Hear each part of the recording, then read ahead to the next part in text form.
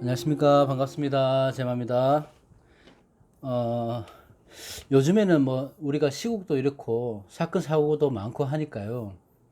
아무래도 사람들이 살아가면서 이 화를 막 안고 살아가잖아요. 그러니까 평소에 그렇지 않던 사람들도 요즘 뭐 주위의 사회 환경이나 개인적인 환경이나 이런 것들이 너무 시간이 오래 가다 보니까 코로나 때문일 수도 있고요.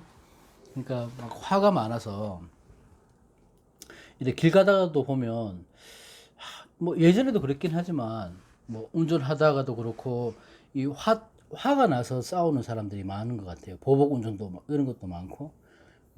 그래서 오늘 사주 우리가 사주로 봤을 때 화가 많은 사람들이 살아가는 거 특성이나 방법 이런 것들을 말씀드려 보려고 하는데 제가 화가 많잖아요. 제가 화균이 많기 때문에 일반적으로 우리가 많은 것보다는 이제 사주상에서 오행 중에 화의 기운이 넘칠 때 그런 특징이나 뭐 개운이라고 해야 될까요? 뭐 그런 것들을 얘기해 볼까 합니다.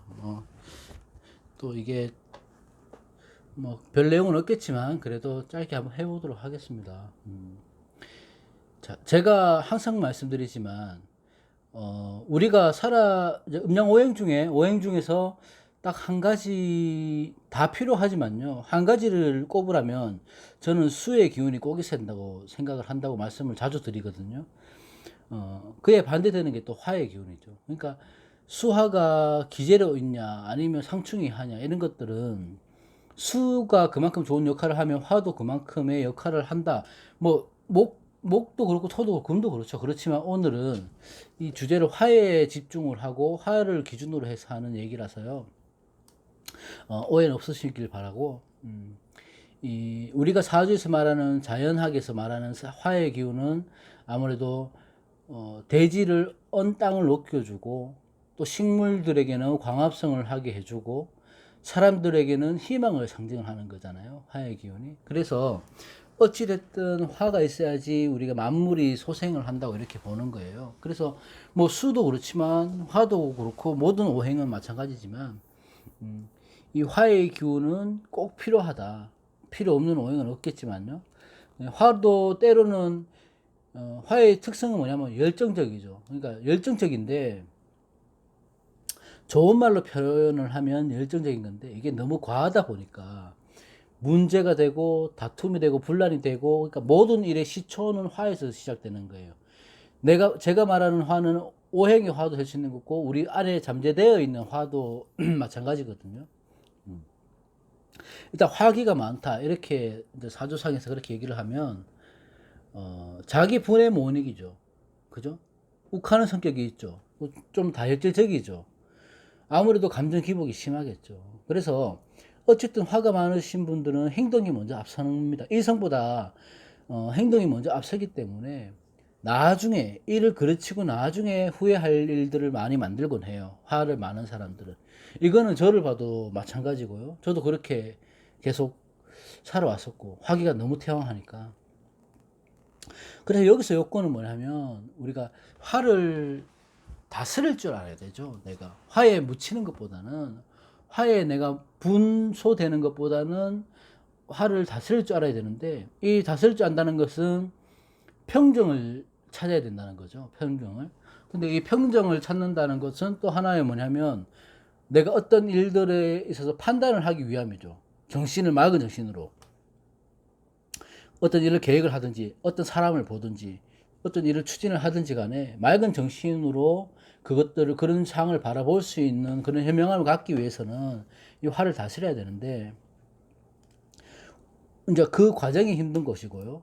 또 하나의 특징은 뭐냐면 화가 많으신 분들은 하나에 집중을 못 합니다. 조금 분잡하다고 해야 됩니까? 아니면 뭐 직업이 바뀐다든지 아니면 내가 생활 습관이 하나를 집중적으로 파고 못 드니까 이것도 했다가 저것도 했다가 그러니까 시장은 거창하게 하는데 항상 마무리는 흐지부지 뭐 마무리가 끝이 안 좋거나 그러니까 내가 작심삼일 같은 것들은 화의 기운이 많으신 분들은 보면 항상 뒤에 마무리가 안 좋아요. 시작은 추진력 있게 거창하게 시작하는데 끝이 안 좋으니까 자기 스스로에도 실망을 많이 하는데 그 실망도 오래 가지는 않아요 또. 화는 불을 상징하고, 불이라는 것은 아까 말씀드렸듯이 열정이고 이런 거지만 비겁과 같은 역할을 하기 때문에 뭐 고집, 아집 이런 것들, 이게 너무 과해지는 거예요. 그러니까 분출을 하고자 해야 되는데 화는 위로 올라가는 성질이 있죠. 그러니까 뭐든지 성급히 결정을 하는 거죠. 뭐든지 성급히 결정하고 빨리 행동하려고 하고 빨리 결과물을 보려고 하는 성향이 있는 겁니다. 거기에서 오는 나중에 뭐 어떤 일이든지 간에 성급하게 하면 착오가 생기게 마련이죠. 그 안에서 또 화의 기운이 또 강한 사람들은 뭐 경쟁을 하려고 하죠. 뭐 남들과 나 사이에 일어났던 일들에 대해서 분을 참지 못하고 스트레스, 뭐 우울합병 이런 것들이 생기니까 여러 가지에서 문제가 생길 수 있어요. 뭐 화의 기능에서 문제가 당연히 생길 거고, 뭐 건강상의 문제, 시력의 문제, 심장의 문제, 혈액의 여러 가지 다 문제가 생기는 거예요, 이게. 근데 이 사람들이 이렇게 화가 많으신 분들이 살아가야 할 방향은 무엇인가를 이제 봤을 때, 물론 제가 이걸 영상을 찍으면서 뭐 저도 그렇게 못하고 있는데, 이런 영상을 찍으면서 저도 한 번 더 생각하고 그렇게 하려고 노력을 하려고 찍는 거거든요. 그러니까 화가 많은 사람들은 개운법이라고도 얘기할 수도 있고, 아니면 내가 추구해야 될 방향이라고 볼 수 있는데, 첫 번째는 뭐냐 하면요, 일단은 화라는 것은 열기를 말하잖아요. 이 열기를 식혀줘야 되는 거예요. 중화를 시켜줘야 되죠. 이 열기를 잡지 못하면 사회적으로나 뭐 대인관계나 내 자신의 정신적인 문제나 아니면 건강적, 육체적인 것, 그런 고통이 동반되면 뭐 당연한 거죠. 그건 어쩔 수 없는 겁니다. 근데 첫 번째는 뭐냐면 우선 마음가짐이죠. 근데 자만하지 말고, 자화자찬하지 말고 항상 겸손하고 고개를 숙일 줄 알며 살아가야 되는 거고, 화가 많은 사람들은 가진 게 없어도 가진 척을 하거든요. 그래서 항상 내가 겸손해야 될 줄 알아야 되고, 두 번째는 화의 기운은 위로 솟구치는 성향이 있죠. 위로 솟구치는 성향, 그거는 뭘 말하면 우리가 사회적으로 대인관계를 말할 때는 공격적인 성향이 될 수 있는 거예요. 내가 분출을 해야 되니까. 이 상승하는 기운이 반대가 되는 거는 수의 기운이죠. 하강하는 기운이죠. 그러니까 화가 많을 때는 당연히 수의 기능을 활성화를 시키고, 내가 이 조하고 여하고 이런 기운을 수로서 조절을 해줘야 됩니다. 그러니까 가장 중요한 건 아니지만, 다 중요한 거지만 마지막에 얘기할 건데, 그러니까 화가 많은 사람들이 수로 개운한다는 거는 많이들 아세요. 어떻게 하는 거예요. 근데 이게 어떤 식으로 개운을 해야 되냐, 그런 걸 또 나눠보면 우리가 직업적인 것이 하나가 있고요. 또 우리 사주처럼 형이상학적으로 풀어내야 될 부분들, 그런 것들이 또 하나가 있는데, 직업적으로 풀어내는 것은 업상 대처를 한다는 거잖아요. 그런 것들은 내가 직업을 만약에 뭐 연구를 한다든지, 뭐 글을 쓴다든지, 그 학자 계통 그쪽으로 가신다든지, 아니면 업무를 본다면 행정 업무를 보신다든지, 그렇게 좀 정적이고 고요한 직업이 화해를 기진 사람들이 좋긴 해요. 그런 직업을 가지신 분들은 좋긴 한데, 화가 많은 사람들은 기본적으로 그렇게 되기 힘들죠. 그런 직업을 가지기 힘들어요. 가지면 좋은데. 자, 화가 많다고 생각하면 관이 어떤 오행이 됐든 화기운에 보세요. 쇠용될 것이고, 쇠용되죠. 목분되죠. 뭐 수중되죠. 화가 많으면 어떤 오행이든 살아남기가 힘든 거예요. 그러니까 관의 입장에서는 많은 직업의 변동이 있습니다. 그걸 갖다가 뭐, 그러니까 뭐 물을 가까이 한다거나 수산업 쪽에 종사를 한다거나 뭐 그렇게 하면 좋다. 집을 물가에 가서 산다. 직업을 그쪽으로 가져라 하면 좋은데, 저는 그걸 좋다고 보는데, 어떤 선생님들은 수가 없어, 물 기운이 없어서 물이 많은 곳에 물가에 가서 사는 거는 개운이 말도 안 된다고 이렇게 보시는 분들도 있어요. 근데 막 그렇게 개운을 그렇게 하시면 안 된다고 하시는 분이 있는데, 그거는 생각의 차이라고 생각하거든요. 저는 뭐냐면, 자, 내가 화가 많아요. 주위에 어떤 분들이 화가 많아요. 그러면 심리적으로도 물이나 바다를 보면 안정이 될 거란 말이에요. 그죠? 그러면 그 사람은 내가 화가 많아서 물 옆에 있어서 안정되는 것보다, 내가 물의 기운을 받는다, 바다를 본다, 물을 가까이 하면서 삶을 살아간다. 이렇게 하면 마음이 일단은 안정된다고요. 그게 개운이죠. 그게 바로 개운입니다. 개운은 그렇게 하는 게 아닌 게 아니고 그렇게 개운을 하는 겁니다. 그죠? 그러니까 우리가 일종의 플라시보 효과라고도 얘기할 수 있는데, 내가 바다를 바라보고 있다든지, 생각이 잠긴다든지, 비를 맞는다든지, 이런 것들은 내 개인적으로 화가 많은 사람들이 그런 쪽으로 해서 평안을 찾는다면, 그게 실제 성격이나 행동이 그렇게 바뀌는 거거든요. 화가 많으신 분들은. 그래서 분명한 거는 수의 기운과 가까이 접목해서 살아가는 거는 필요하다. 저는 그렇게 생각합니다. 그러니까 뭐 물가에 가는 것도 좋다고 생각하고, 그거는 개운해서 아주 좋다고 생각합니다. 그리고 또 하나는 화가 많으신 분들은 뭔가를 시작하는데 작은 것부터 실천을 하고요. 그 실천을 했으면 분명하게 마무리까지 짓고 끝내셔야 돼요. 예를 들자면,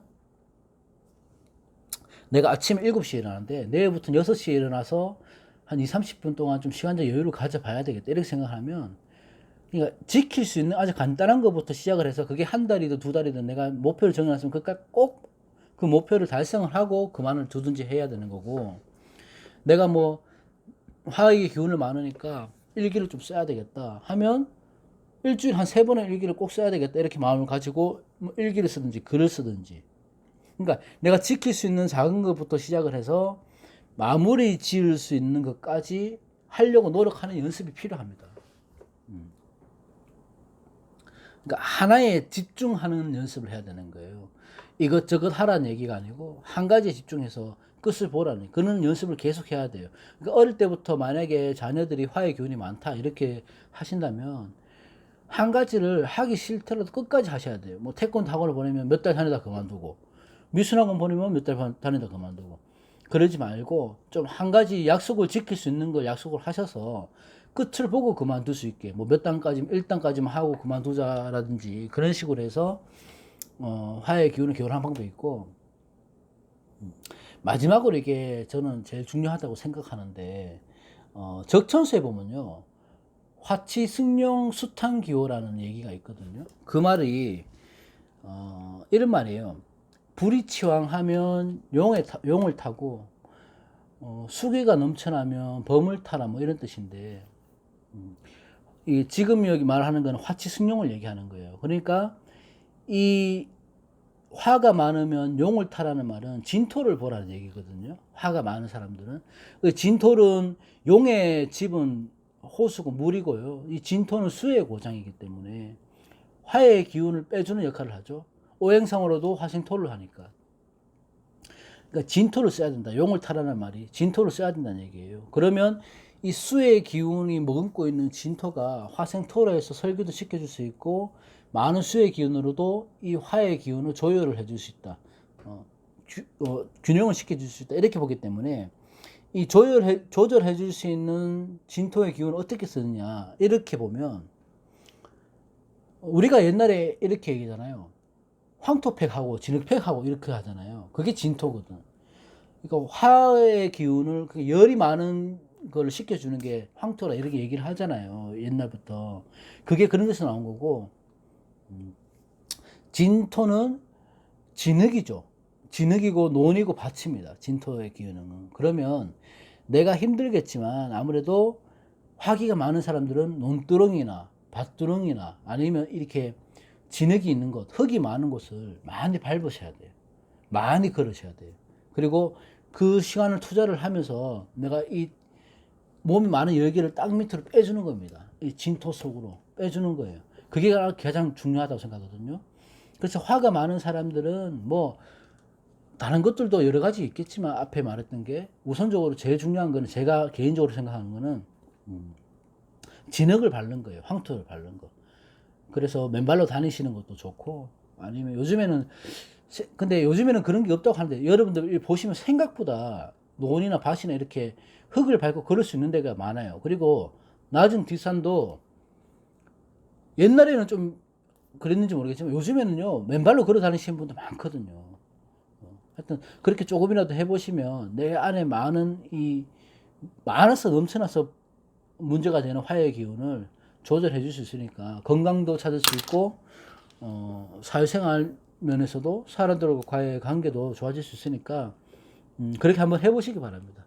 제가 화가 많아서 저도 그렇게 많이 하려고 노력을 하고 있으니까 뭐 해봐도 나쁠 거 없잖아요. 손해볼 거 없잖아. 그러면 해보시는 게 좋아요. 네, 오늘은 여기 화에 대해서 얘기를 해봤고요. 다음 시간에 또 다른 걸로 해서 영상을 올리도록 하겠습니다. 자, 좋은 밤 되십시오. 고맙습니다.